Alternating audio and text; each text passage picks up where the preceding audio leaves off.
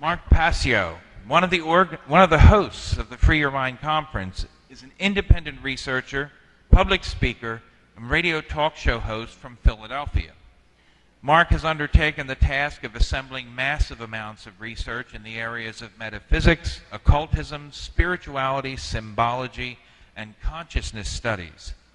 In 2007, Mark began presenting this information in the form of a unique lecture series entitled What on Earth is Happening?, with the intention of bringing the implications of this body of knowledge to greater public awareness. In 2010, Mark began hosting his own weekly talk radio show called What on Earth is Happening?, which is broadcast live every Tuesday evening and simulcasted in part on Oracle Broadcasting as part of the Intel Hub radio show. Mark is a passionate, compelling, and absolutely focused speaker, and his presentation this evening will indeed free your mind. Ladies and gentlemen, Mark Passio.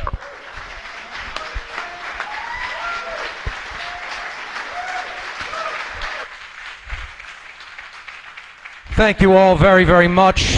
Thank you all for being here this evening. And this is going to be, I believe, the only presentation that is not intended for audience members. And you'll see what I mean in a moment. My presentation this evening is entitled Occult Mockery of Police and Military Personnel. And this is who I am speaking to. Okay, the audience will get much from understanding this knowledge, but I am directing this to the police and the military of every country on this planet. George Orwell, author of the book 1984, said, "If liberty means anything at all, it means the right to tell people what they do not want to hear." So this information may be a bit unpleasant, but I would hope that most will not go into this modality, which I call emotional mind control. And this is responding to information which makes one feel unpleasant by rejecting the veracity of that information. And that is a very, very powerful form of mind control. Because something may make you feel bad does not mean that it is untrue. Kierkegaard said there are two ways to be fooled. One is to believe what isn't true. The other is to refuse to accept what is true. There is such a thing as truth. It exists. We can come to know it. And these are the only two reasons that humanity suffers, that we undergo self-inflicted suffering, is because we either believe that which is not true or we refuse to accept that which is. This information is occult. It has been occulted from the view of most people. Occult, as Jan Irvin said earlier, comes from the Latin verb occultare, meaning to hide, to conceal, or to keep secret. It is simply hidden information. Hidden knowledge is what ultimately keeps this planet under control, under mind control.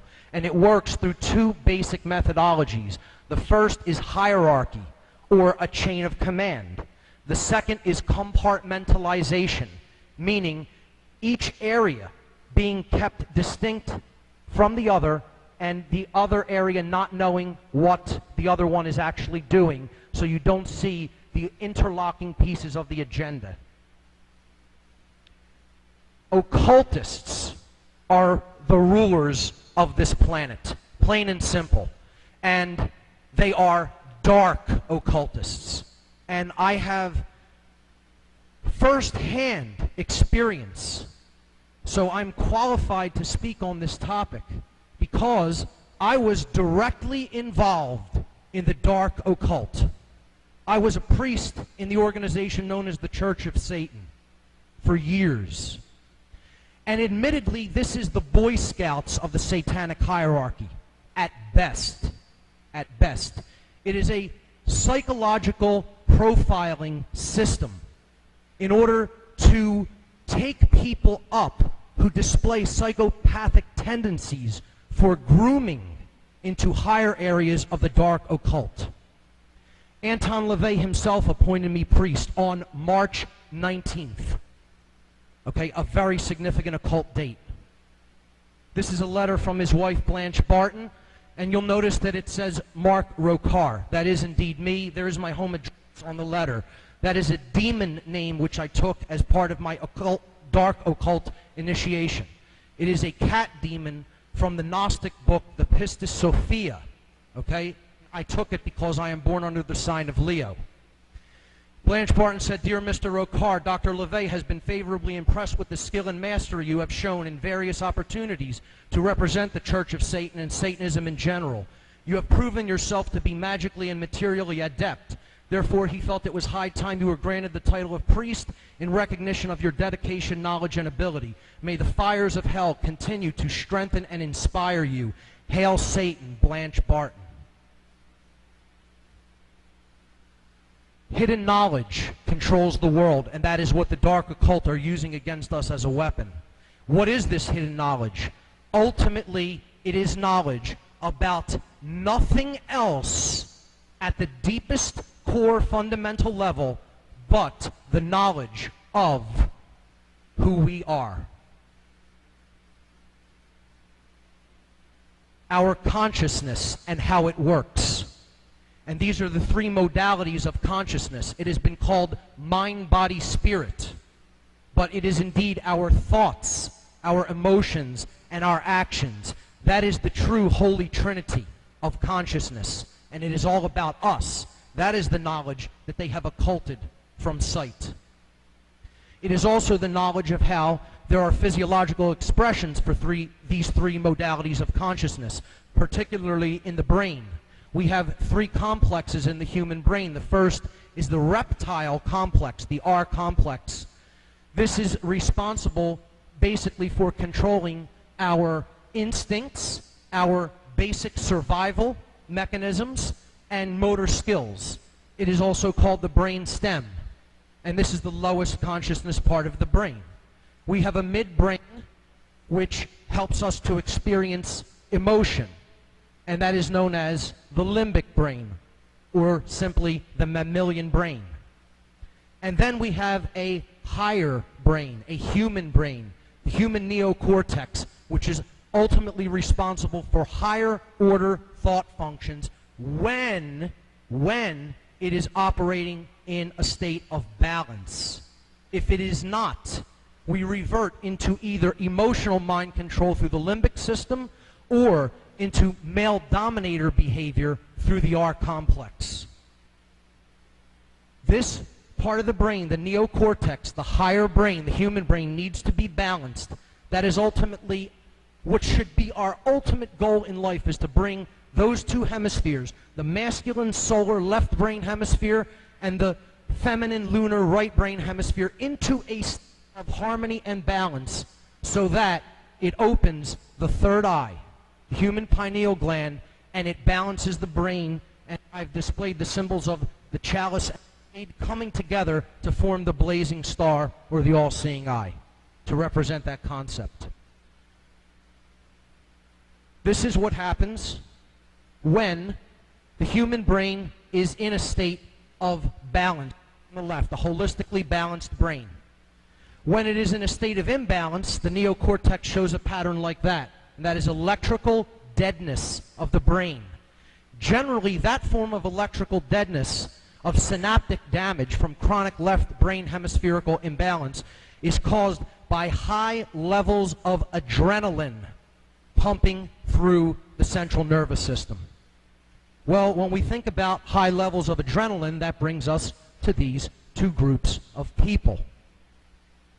There is a lot of physical brain damage that has taken place. Make no mistake about it. And I'm going to talk about how the dark occultists who own these people, own them, feel about them, or as you will see, don't feel anything at all about them. As a matter of fact, they are the most mocked individuals on the planet. If you think that they have contempt for the general sleeping public, you haven't seen anything. They call the general public, dark occultists, they have two terms for people that I've only ever really heard them use. They call the general sleeping public the dead. The dead is what they refer to the public. Because their rationale for this is, if you do not have activated thoughts, activated emotions, and activated actions, therefore you are completely unconscious and therefore not truly alive. And therefore we may treat you however we wish to treat you. If you think that's bad on how to think about someone, another living being, wait till you hear what they call these individuals. They call these individuals, and from first-hand experience, from their lips to my ears, they call these people our dogs. That is their name for the military and police.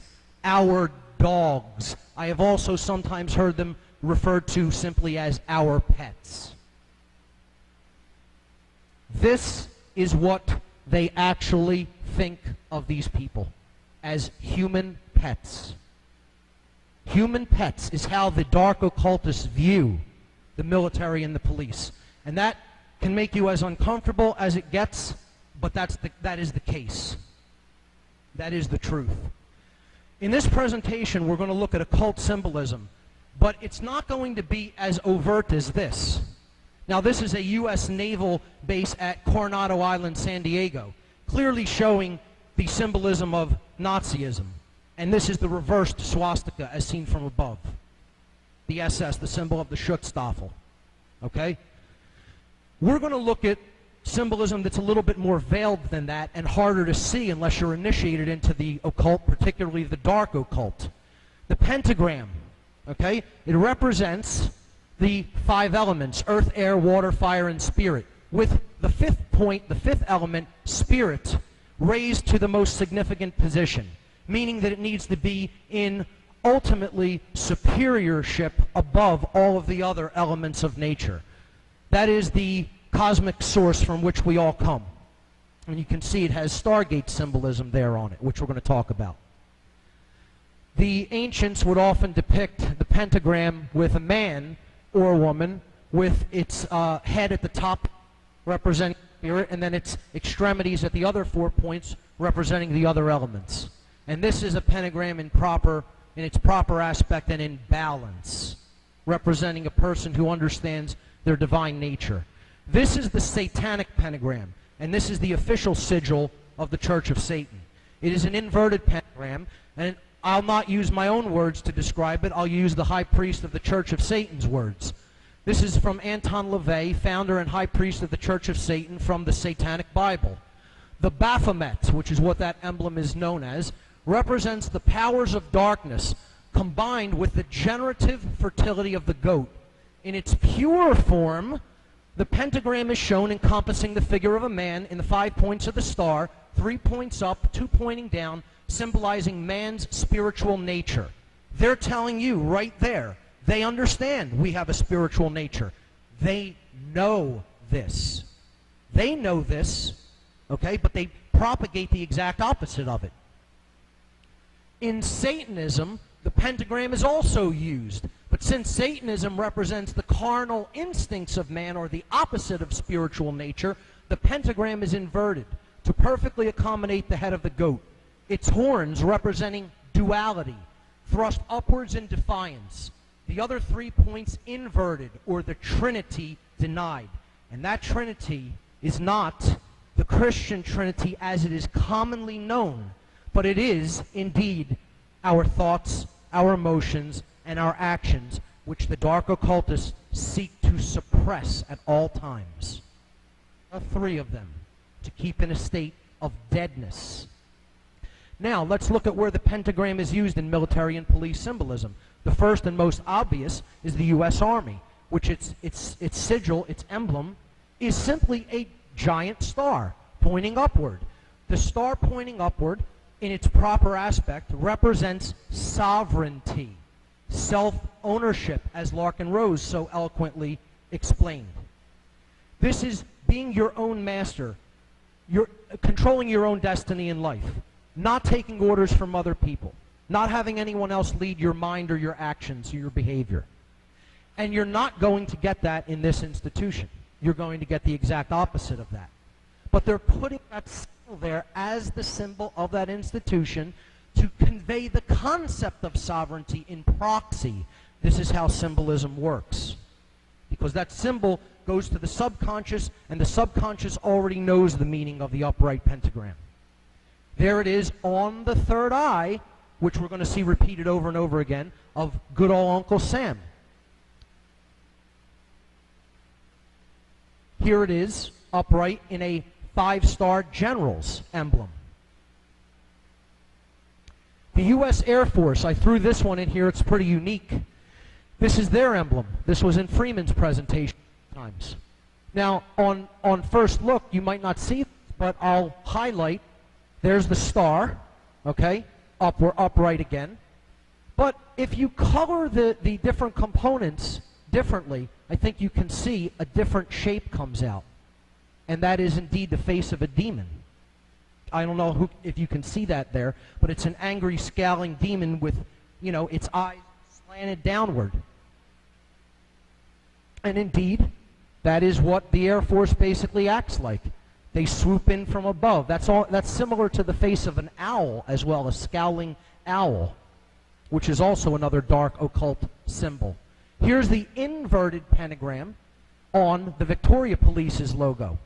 Now, whose right are they upholding? The people of Victoria, or are they upholding the British Crown? Well, I think you can tell because the British Crown is in the superior position. And that is who they're serving, not the people. There you see on the inside 5 stars again, all pointing up, representing sovereignty, of which this organization has nothing whatever to do with. Here's one of the most satanic emblems on the face of the earth, the military medal of valor, which people would hold in a complete different light unless they understand the esoteric dark occult symbolism that it contains. We'll get into more of it later, but I just wanted to point out clearly there an inverted pentagram with the goddess symbolism there in the middle of it. The goddess, in different ancient traditions, represented our emotional aspect, the sacred feminine, which Laura Eisenhower so eloquently went into yesterday. And that is put right into the middle, into the heart of the inverted pentagram. And we'll see there's even more covert symbolism later. The inverted pentagram can be found geomantically, okay? Put into the Washington, D.C. street system. This is called a Faustian pentagram with one broken arm. I won't get too deep into that, but this building right here is the White House. And that's the Commander-in-Chief of the Armed Forces. And an inverted pentagram points directly at the White House in the Washington, D.C. street system. The Pentagon, the place where war is waged from in this nation, imperialism, okay, is the very hub or the heart of the 5-pointed inverted pentagram. Here it is on the FOP's logo, a Masonically connected institution. And I make the distinction. There is such a thing as true, esoteric, positive, light Freemasonry versus what has become a completely infiltrated institution, dark Masonry. And the lodge system is in a state of disarray. And I know there are some Masons right in this room. And I'm doing this on my podcast right now. The shows I've been doing are all about Freemasonry recently, and you can see the distinction that I'm making between true Freemasonry and dark occultic Masonry, and there's a world of difference between the two. Here we see the inverted pentagram again on the third eye chakra, put right on the forehead of the person who's being mocked occultically by putting it there.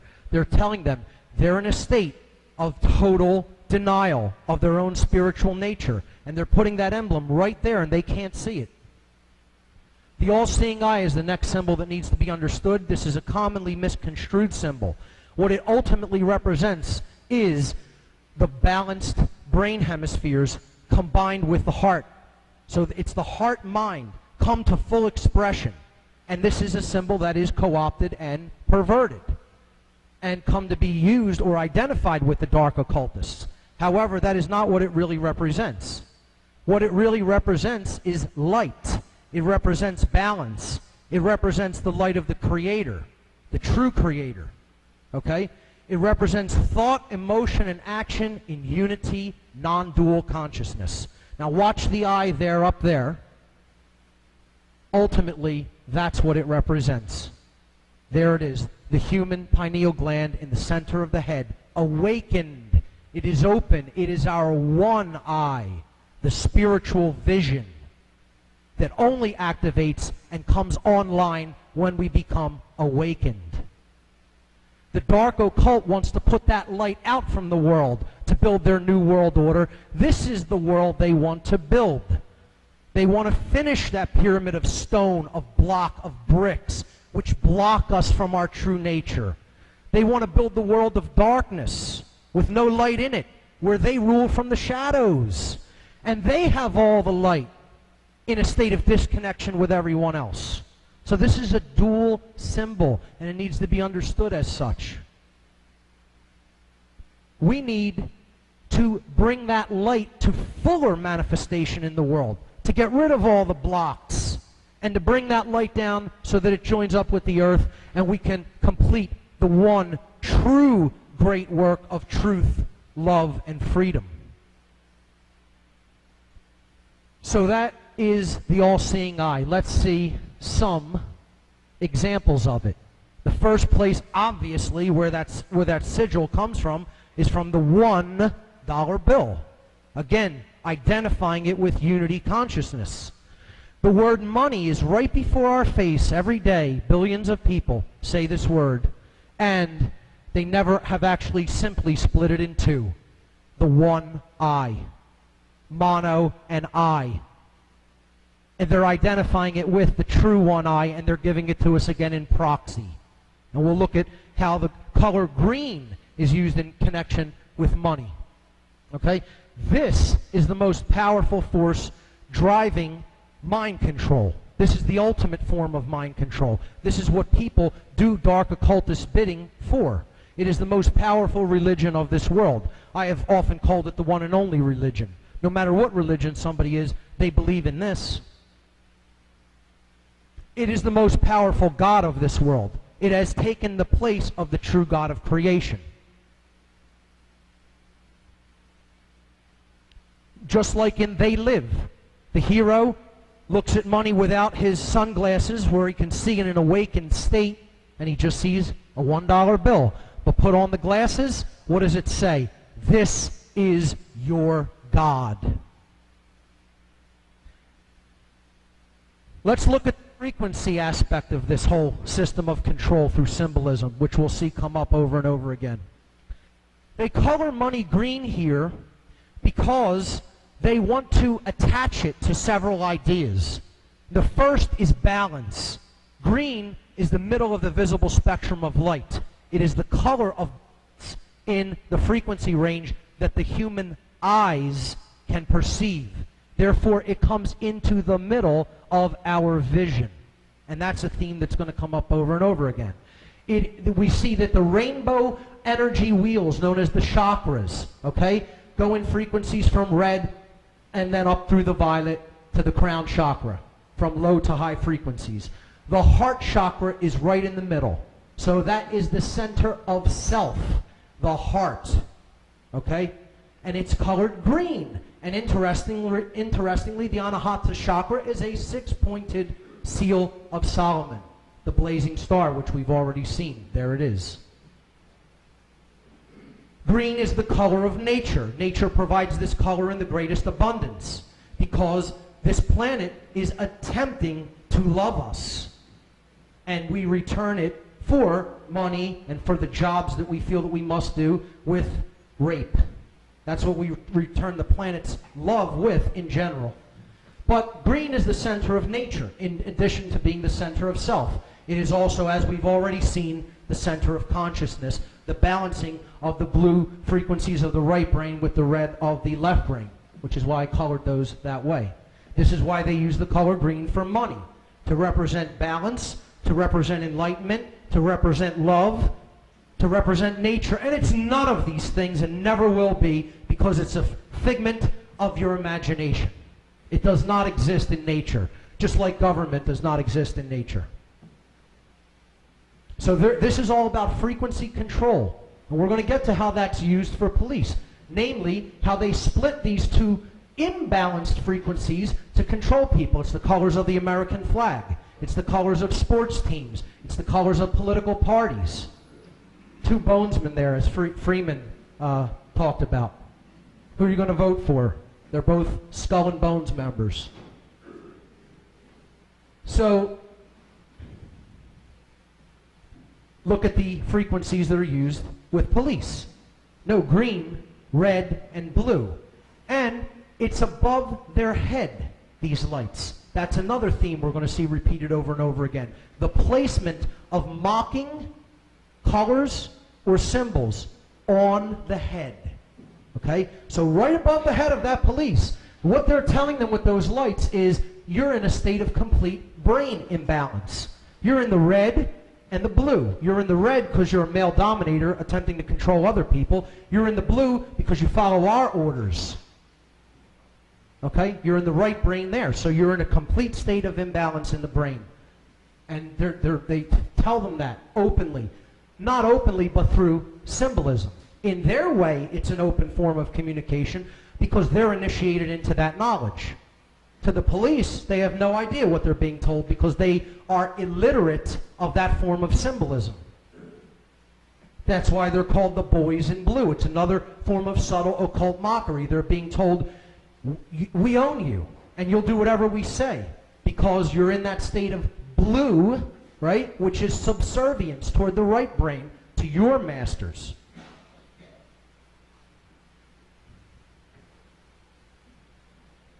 The hierarchy system works through the secret society networks. This is also why the Blue Lodge degrees are the only 3 degrees in general that Fraternal Order of Police members move up through. This is called porch masonry. Okay, not being initiated into the higher levels of knowledge, but basically operating in a form of a brotherhood of you scratch my back, I'll scratch yours. If crimes are committed, we'll cover them up for each other, etc., and so forth. And this is not how true Freemasonry is intended to be carried out.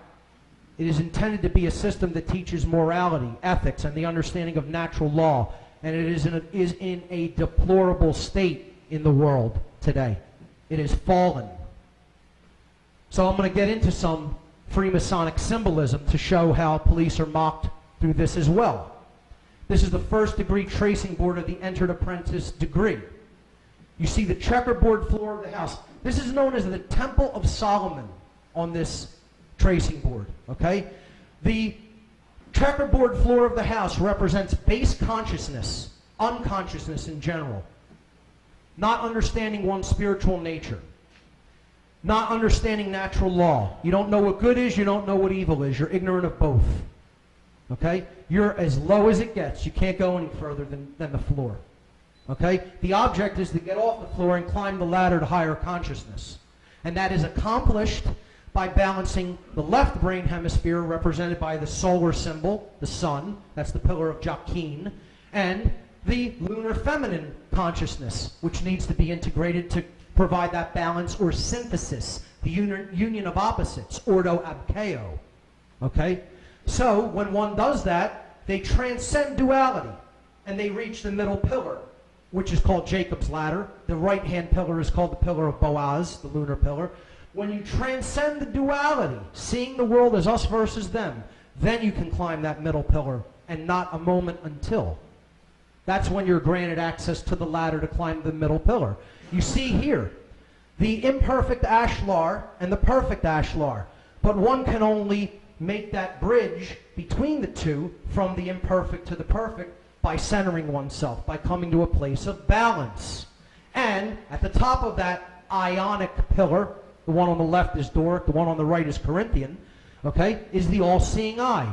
Because the ion pillar has been climbed. The ionic pillar. This is occult wordplay, which we're going to see in a little bit. The key represents the heart chakra, and there's the color green. That's why that is the green initiate that has the key. That's the key to everything, is care, true care, the opening of the heart chakra. Nothing can be accomplished without it. And you're certainly not going to be granted access to the Stargate because you will not have the key to go through the Stargate, which was phenomenal symbolism that Farah brought up earlier. I can't tell you how impressed I was by that. And as Freeman alluded to, this is connected with the Kabbalistic tradition, the positive Kabbalistic tradition, which is also about 3 pillars or paths which need to be unified to reach the crown chakra, or Keter as it is known as on the Kabbalistic tree of life. So, that floor of the house is base consciousness, total unawareness of one's own divine nature. Okay? A wanderer. Okay? See, there's the brain balance that I'm bringing up. The left brain, the right brain, and the Temple of Solomon.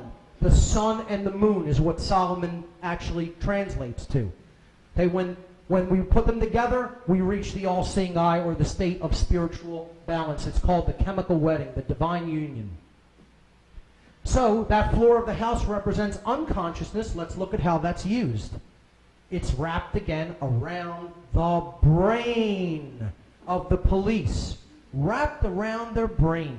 They're telling them, in a mocking way, you don't see anything. You don't know what light is. You don't know what darkness is. You don't know what good is. You don't know what evil is. You don't know right from wrong. You're a complete wanderer in desolation on the floor of the house, totally unconscious. And they're telling them that their brain is in a state of that kind of imbalance, in disarray. And they put the other symbols on the third eye chakra. The hypercube is one of the most occulted symbols in all of occultism. And you don't reach the understanding of the hypercube unless you're initiated into some tradition. Okay? It's very difficult to even get information about this symbolism unless you actually belong to some form of an occult institution. The hypercube represents a prison. This is prison symbolism. Okay? The inner cube represents the spiritual or divine nature. And it is imprisoned in the physical world. Now that's a worldview. Okay? This is what this worldview is attached to this symbol in dark occultism. I'm not saying that the entire physical universe is a prison. I'm telling you that that's how dark occultists use this symbol. Okay? So this is everywhere, actually, the hypercube. In my research for doing this presentation, I found it everywhere. And there were many examples, so this will be a little bit of a longer section. This represents dimensions or densities. 0D is the point. We extrude the point for 1D, we get a line. We extrude the line and we get 2 dimensions. We extrude the plane and we get 3-dimensional space. But then, what happens if we try to extrude a cube? Well, this is what the extrusion of a cube looks like, depicted in a 2-dimensional projection. And that's another way of looking at the hypercube. Okay? That's 4-dimensional space-time. Okay? This is what the hypercube looks like if you visualize it in 3 dimensions. An ever-rotating prison of sorts. Okay? It always morphs into itself and never goes anywhere. Okay? This is a piece of dark occult symbolism. It is not just only used in a dark occultic way, however. Okay? But I'm just explaining, this is the mindset that dark occultists see and use this symbolism in. All right? There's the 3D model and the 2D projection, which looks like an octagon in the 2D projection of the 4D hypercube.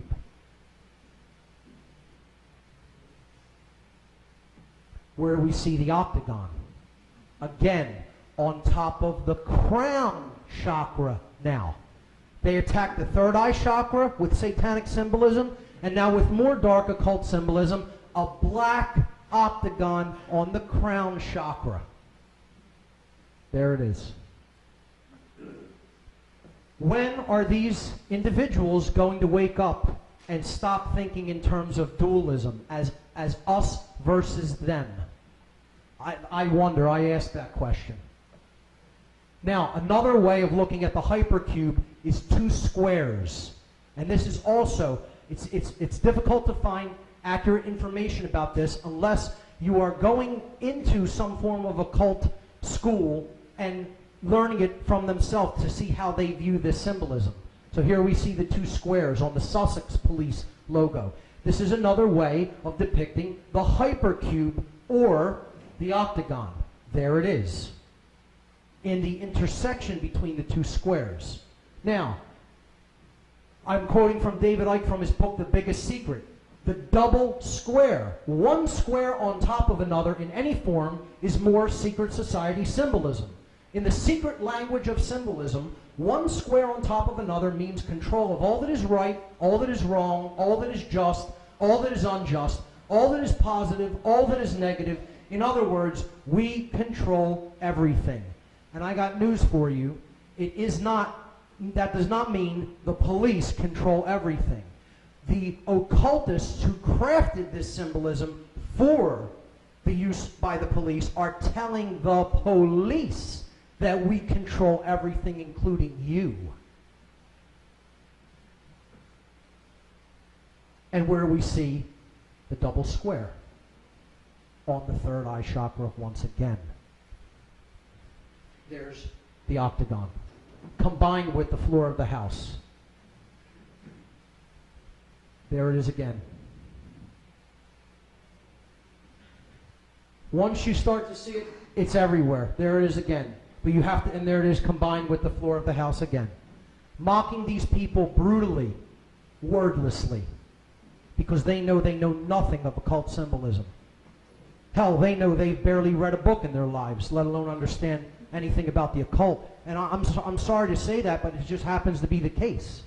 You know, no study of self, which is the only thing knowledge really worth having. Here we see in the 2nd Commando unit, the double square again, very clearly seen there. Here is an octagonal patch of U.S. Army forces, okay, right in the center of the hypercube or octagon.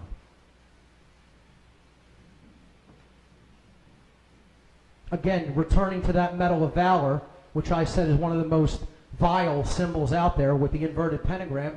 Here we see two examples of the hypercube.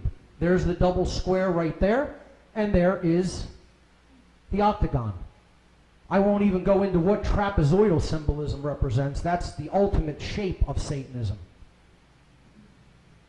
The stop sign on every street corner is saying, stop. Keep existing in the prison at every street corner that we come into, at every intersection, at every crossroads. The octagon. Cage fighting, one of the most male-dominator behaviors that damages the brain. The symbol is the octagon. Fort Knox, surrounded by the hypercube or octagon, where the gold is imprisoned, because it's the same as the imprisoning of alchemical gold, the third eye. See, what happens in the spiritual is reflected in the physical. Not that that gold actually holds any intrinsic value.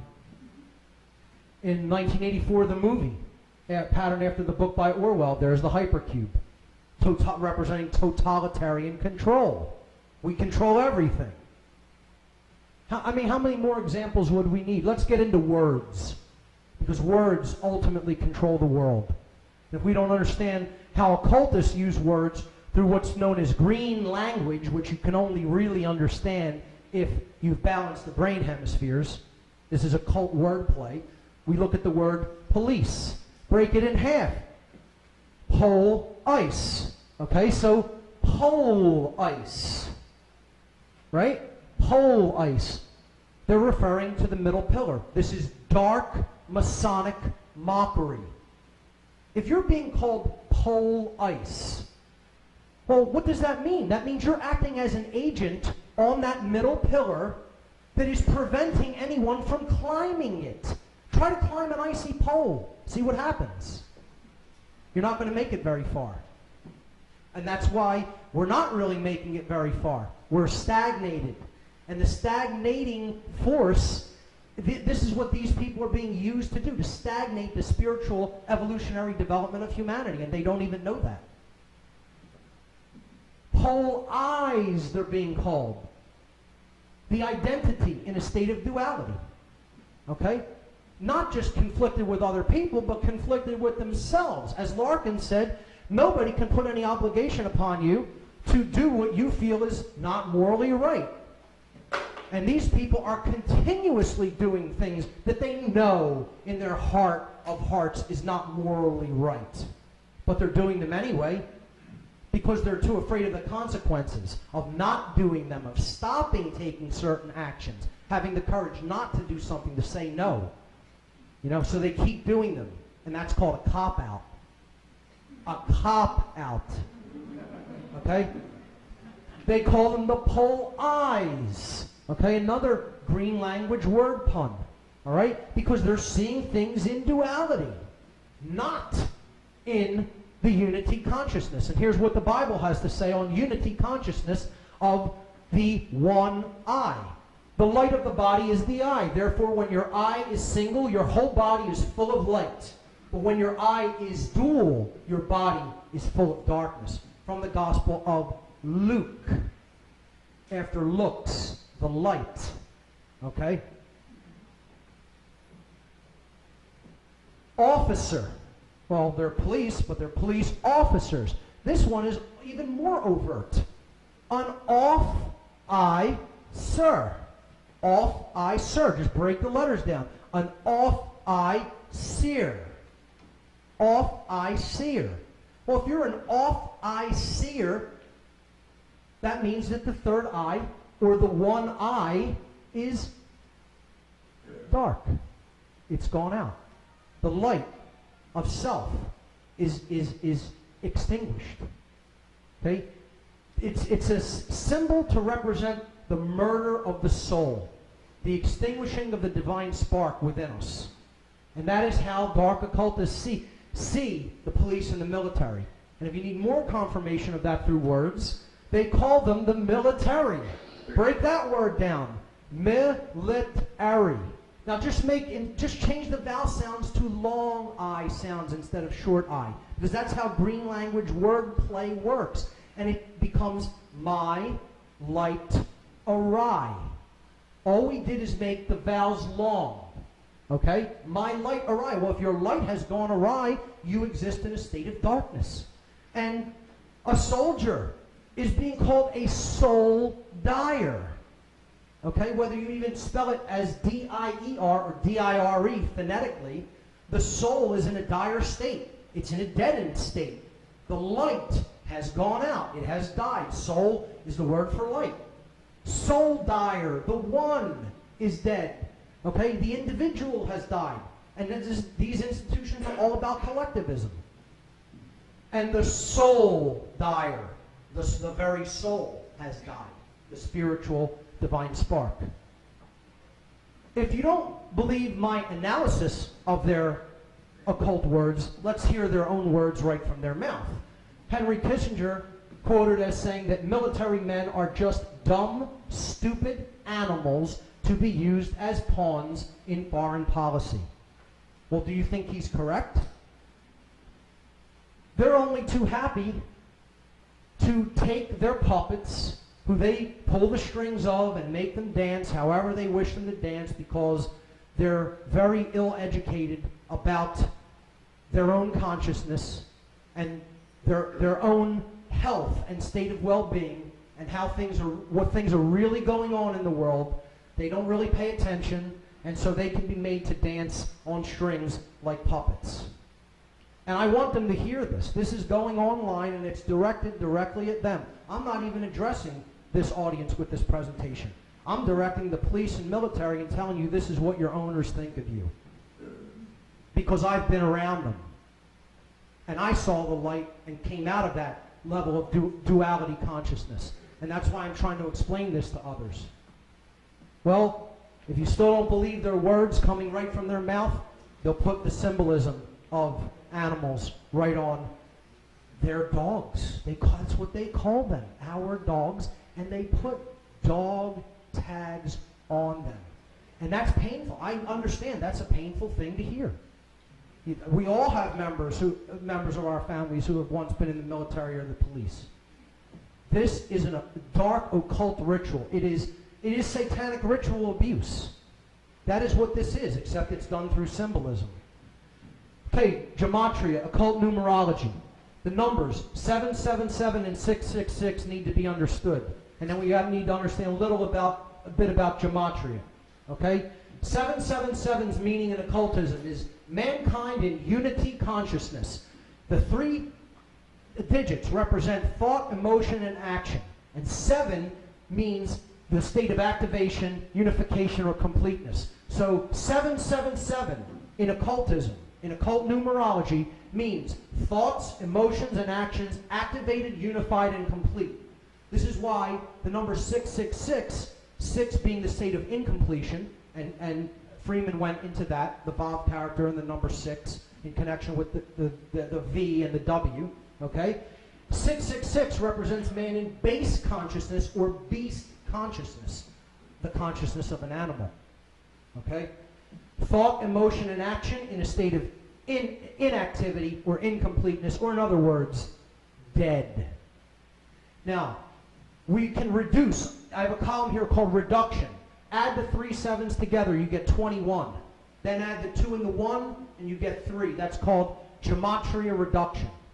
You're going to reduce to one digit instead of 3 or 2. Add 666 together, you get 18. Then add the 1 and the 8, and you get 9. Okay, so these two numbers are significant in the occult. Again, 3, the divine triangle, the Trinity, thought, emotion, and action. Well, what does 9 represent? Again, don't take my words. Let's hear from our good buddy, Mr. Anton LaVey, High Priest of the Church of Satan, who is no longer with us. He died back in '99. 9, the number 9, despite others' attempts to identify a certain number with Satan, it will be known that 9 is his number. 9 is the number of the ego. For it always returns to itself, no matter what is done through the most complex multiplication of 9 by any other number. No matter what is done through the most complex multiplication of 9 by any other number, in the final equation, 9 alone will stand forth. And we're going to see what he means by this. This is quoted from his book, The Satanic Rituals. And again, this is Cub Scouts of Satanism compared to where it goes. Okay? The properties of 9, which represents ego and base consciousness. The column to the left is the addition properties of the number 9 in arithmetic. No matter what number you add, grab my laser pointer.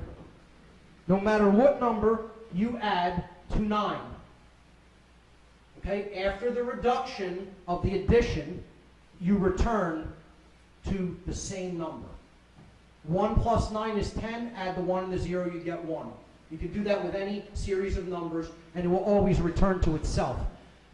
This occultically means that adding ego to anything changes nothing. You cannot create change through ego. 9 times anything, the multiplicative properties of the number 9, always returns to 9, which is what LaVey was saying in the last quote. Okay, anything you multiply 9 by, you add the digits together, you will return to 9. This means when ego is multiplied, you only get more of the same thing. Again, no change results. Now we understand why it is equated with the number of the beast.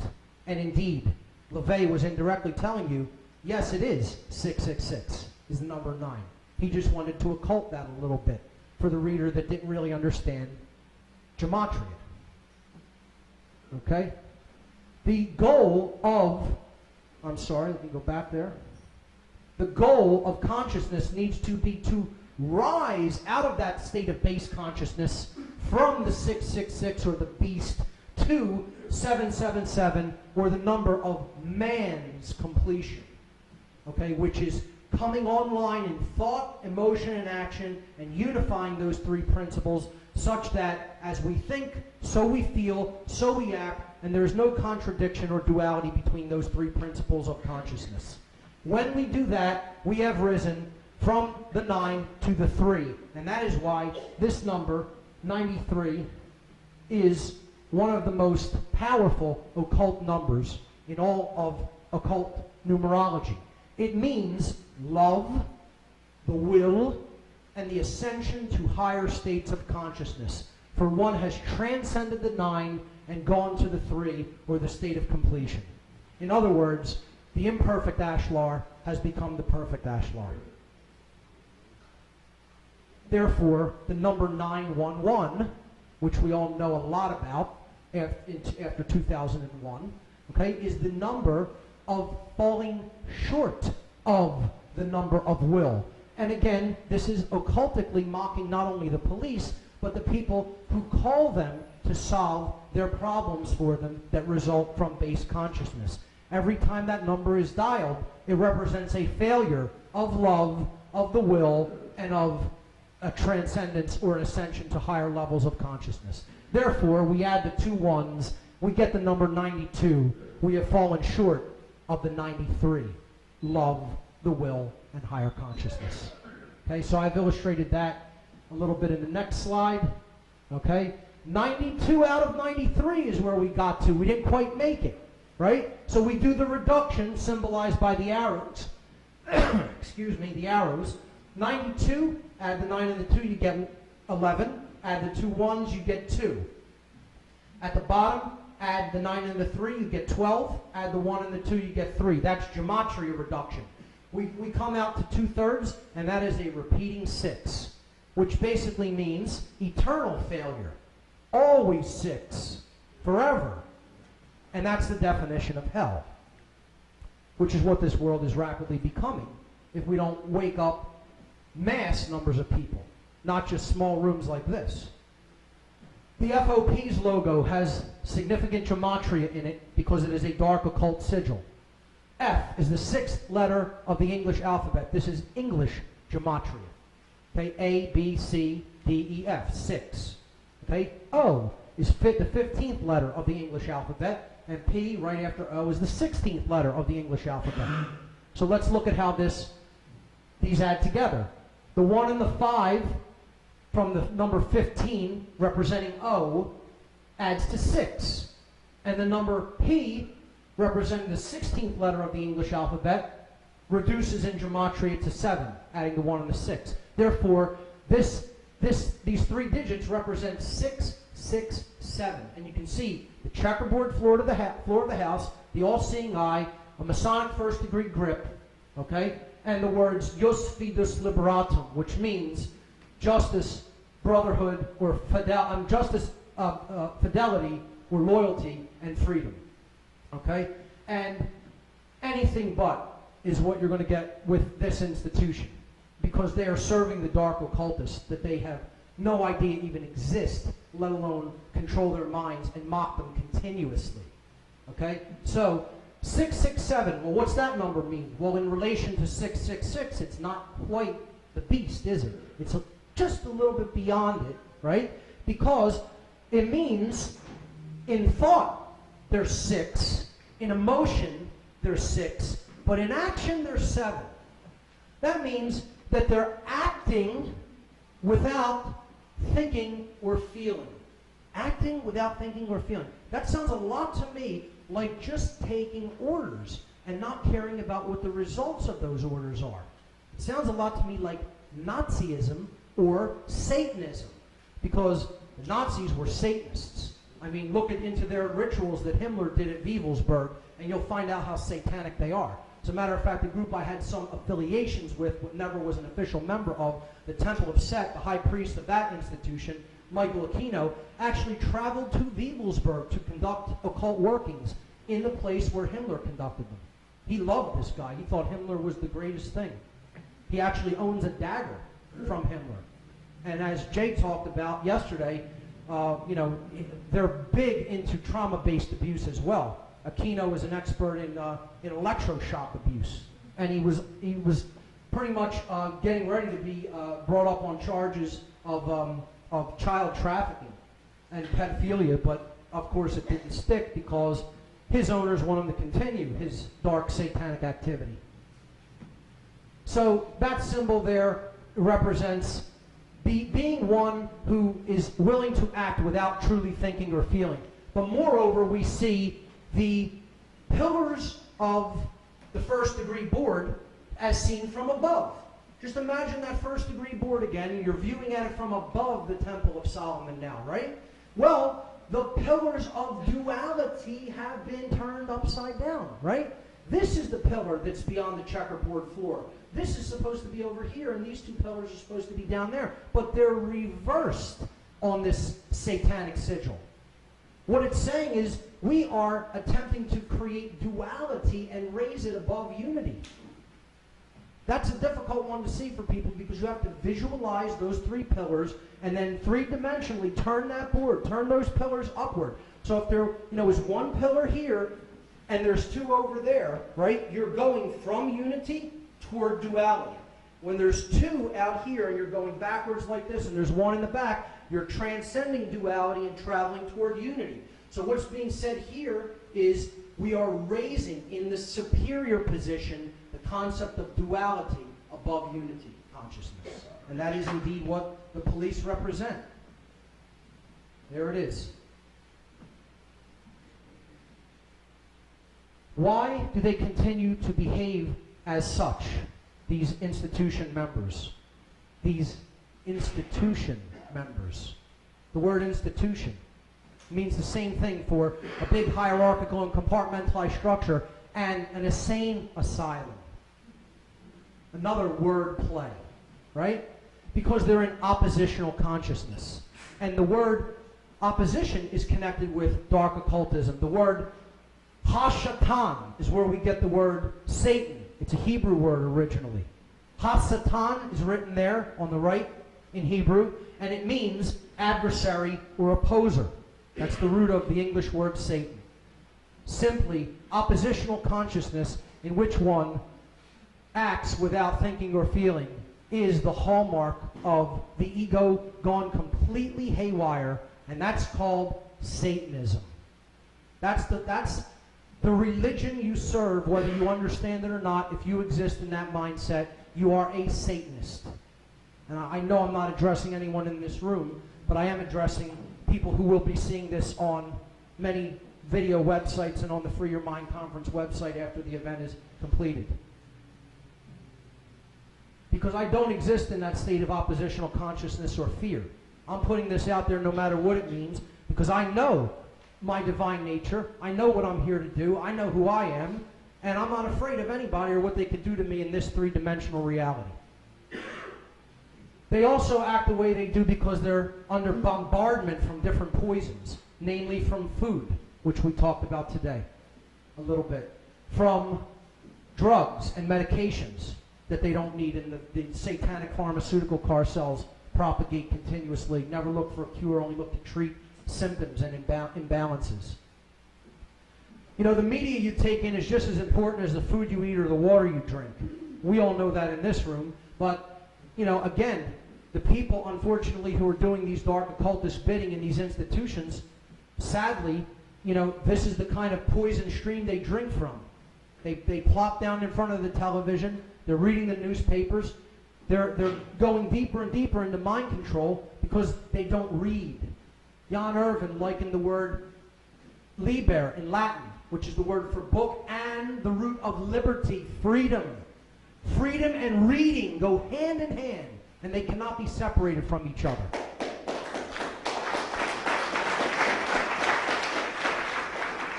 And of course, connected with the trivia, which Bob and Jan also brilliantly expressed today, it's poison. It's an outcome-based education system, a Soviet and Nazi-based system. It's a satanic education system. And again, that will offend many people. Well, it happens to be the case. I understand people have good intentions, excuse me.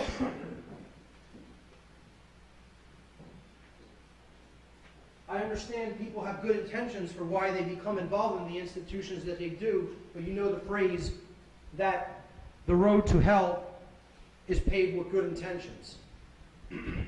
Check. Is it out? You don't need a mic. Yeah. Probably should have just done that from the start, right? I'm a loudmouth. Okay, how much time do I have? About 15 minutes. Beautiful. I'm sorry. Okay, you got it. Hello, check.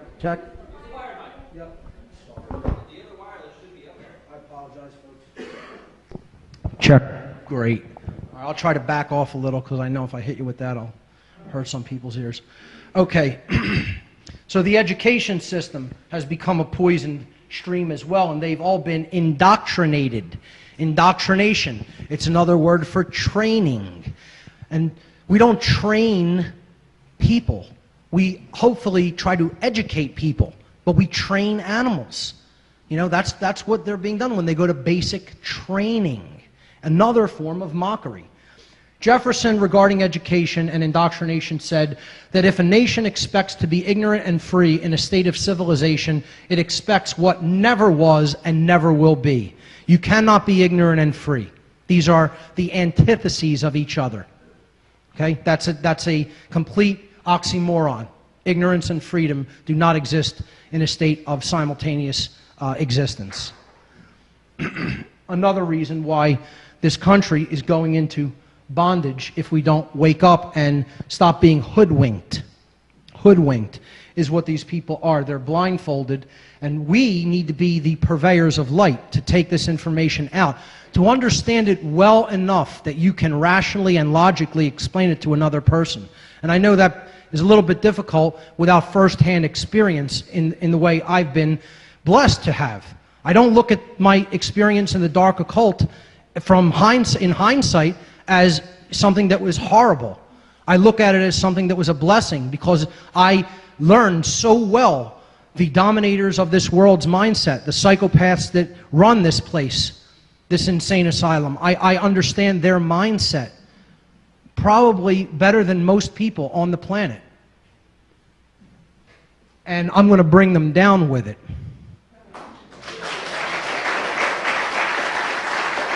Along with the help of other people who value freedom in this world. So the idea here is to stop allowing someone else to control your actions when it conflicts with what you know deep in your heart to be right. And I know most people are in that state of consciousness who are in this room, but again, I emphasize I'm addressing the people who are in these control-based institutions. Because this is what they're doing in the world. This is what they're being made to act as. Okay? And they claim that they come as liberators, but they're acting as Natural Resource Liberation Incorporated. What a great graphic that is. And sadly, this is a very difficult image to look at, but this is also what they're being used to do. Torture human beings and traumatize them into even lower states of consciousness. They're being used to take away natural inherent rights, which we all have as sovereign beings. We are all sovereign beings. And we don't need to ask anyone for our sovereignty. We are sovereign. The end, full stop, period, nothing else after it. We are sovereign. That means I own me, you own you. The end. That's it. That's all you really need to know. But these people are attempting to subvert other people's natural sovereignty and take away free speech and freedom of assembly. This happened right here in this state less than 2 years ago. Right in Pennsylvania, in Pittsburgh, PA, during the G20. Freedom of speech was completely assaulted in the Commonwealth of Pennsylvania. A disgrace what these people did in the name of just having been given a little bit of power over their fellow man. You know, because someone told them that they have that right. And they don't have that right, but this is all it really equates to. Because the person really doesn't have self-respect at a deep level. They feel inadequate.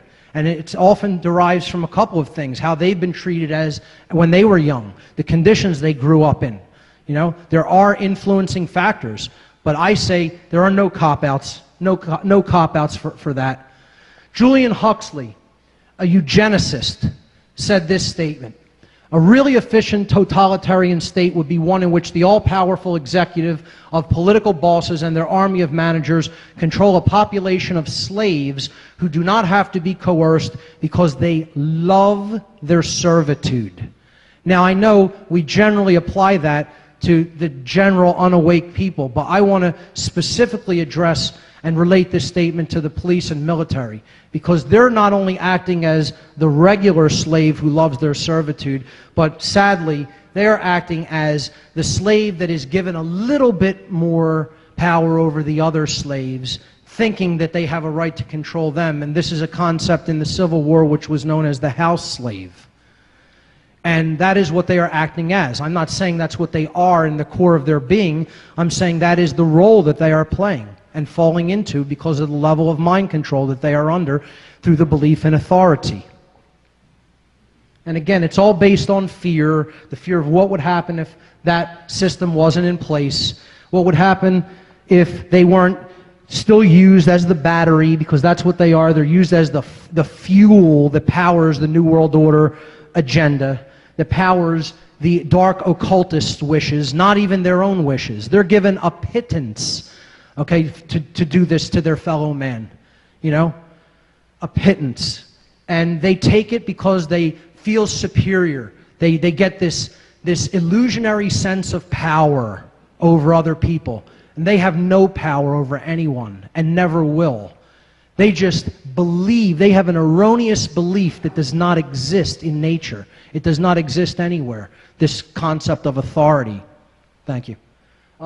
So they are acting in this role. Here you see this hierarchical system that is a symbolic representation of the world that we live in, okay, with the elite at the top saying, we rule you, and ultimately the power of the one God of this world, which is the monetary system, which is what everybody does these immoral activities for a paycheck, and not a very good one at that, even by monetary standards, okay? And that's the proxy, again, for balance and awakening and the true sovereignty and the true spiritual nature, which is what everyone truly, really wants and desires more than anything else, is to come to that full expression of light and awakening. And that's why they take advantage of that and put the frequency of balance and the symbols of balance on that money, because they're trying to position it in proxy as the true God of creation. That's why it's depicted there at the top. And don't get it twisted and think that I'm some kind of a socialist because I'm saying money doesn't exist. That's another form of control. They're two sides of the same coin. It's all about authoritarianism, the belief in authority, whether it's the belief in runaway capitalism that lets corporations and government do whatever they want, or whether it's allowing government to have all control of all resources and mete that out to whoever it deems is fit for them. Both of those things are systems of slavery and nothing more than that.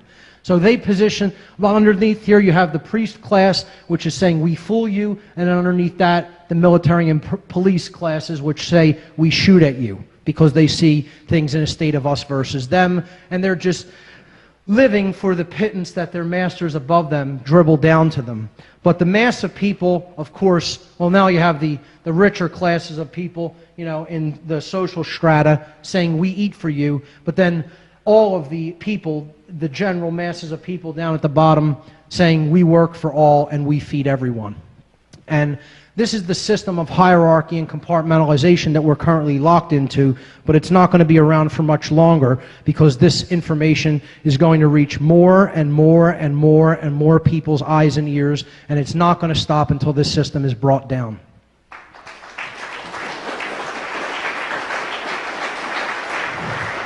These shackles are going to be broken, and they are going away. But it's going to take people facing themselves and looking in a mirror in order to do it. See, what they're being used to do, these so-called controllers, which aren't the real controllers of this world, neither are the dark occultists either. They just think that they are. And I want to stop calling them the elite. That term should not even be applied to them. They're the elite of nothing except a sewer. That's what they're the elite of, okay? The true elite people are the people in this room, okay? The people who have awakened themselves.